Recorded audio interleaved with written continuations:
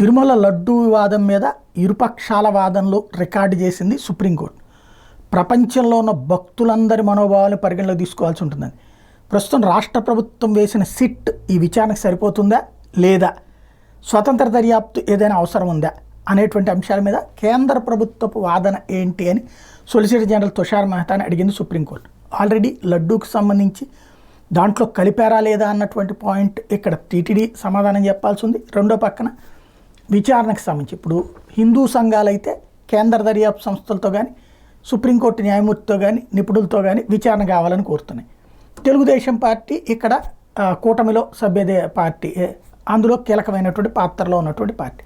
కాబట్టి వీళ్ళేమో సిట్టుతో చాలు, రాష్ట్ర ప్రభుత్వం వేసినటువంటి సిట్టు ద్వారా విచారణ చాలు అన్నటువంటి కోణాన్ని చెప్పమని అడుగుతారు.